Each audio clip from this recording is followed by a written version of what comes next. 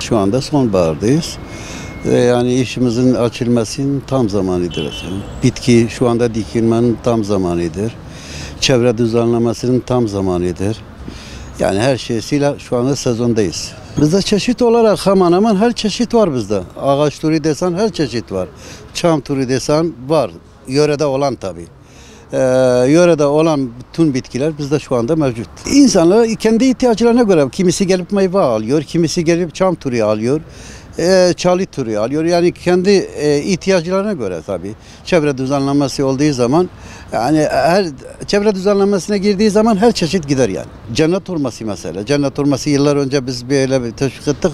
Bu şu anda kayısıdan daha fazla talep var. Ya kimisi kendi hobi bahçesi var. Hobi bahçesi için getirir. Kimisi de kendi bahçesi için 3-5 tane ağaç getirir. Kimisi de bahçe düzenlemesi var.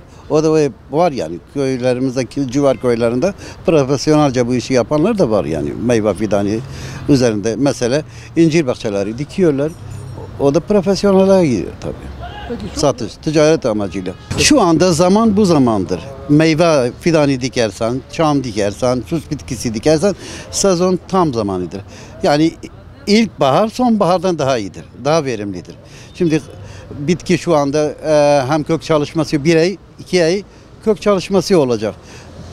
İlkbaharda dikilen bitki şimdiki dikilen bitki ilkbahardan daha yani sağlıklı. 2 yaş gibi oluyor. Tavsiyemiz şu anda dikmek isteyen varsa ilkbaharı beklemezsen sonbaharı diksinler. Daha iyidir. Daha önce ağaç aldım, fıstık fidanı aldım, kayısı aldım, incir aldım.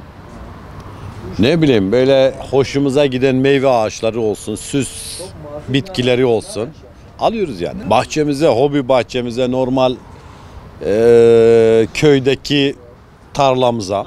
Allah şu an zaten dediğin gibi tam böyle meyve ağaçları dikme zamanıdır. Şu anda yine normal bildiğimiz tüm meyve ağaçlarına bakıyoruz yani. Abi tavsiye ediyorum. Tavsiye edilmez mi? Meyve ağacı tavsiye edilmez mi?